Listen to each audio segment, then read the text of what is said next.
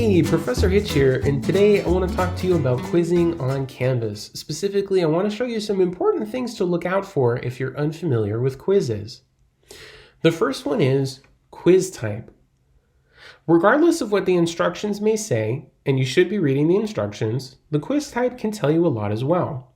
There are graded quizzes, ungraded quizzes, and anonymous quizzes.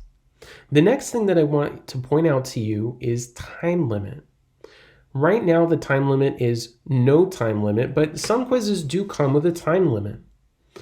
Pro tip: if you're taking a quiz with a time limit, let's say 60 minutes, and for some reason you get disconnected from the quiz at, let's say, 30 minutes, as long as you are within the original 60-minute time frame, you should be able to log back into the quiz. Another pro tip: if you take your 60-minute quiz 30 minutes before the quiz is due, you will only be allowed 30 minutes to take your quiz. As soon as the due date passes, your quiz will be auto-submitted with whatever you've written thus far. More things to pay attention to would be multiple attempts, score to keep, and attempts. When you see multiple attempts on something, that means you're able to take it more than once. When you see attempts unlimited, that means you can take it an unlimited number of times. Perhaps the most important feature would be score to keep.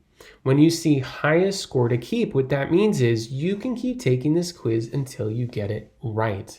So please do so if you see those features below. The final thing I want to show you today has to do with a particular kind of question you may run into while taking a quiz, specifically fill in the blank. What you may not know about fill in the blank questions is that teachers have to pre-program the correct answer. So for example, this question here, the answer is 8. I had to write out every version of 8 that I accepted.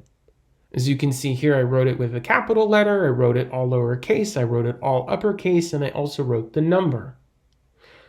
I don't have to do that, but here's the problem. Let's say, for hypothetical, that I only wrote the number 8. If a student answered with the word 8, they would be wrong. How crazy is that? So it's important to know when you're doing a fill-in-the-blank question whether or not there are any specific guidelines for how you answer that question. Here you can see I wrote fill in the blank with the correctly spelled correct word in all lowercase letters. Technically, I should have followed my own advice and only written the correct answer. However, I've given my students some leeway here for different answers that maybe they would have written that instead. This can be a reason when answering quizzes why you get a fill-in-the-blank question wrong, so make sure to pay attention. Okay, that's all for now. I hope this has been helpful.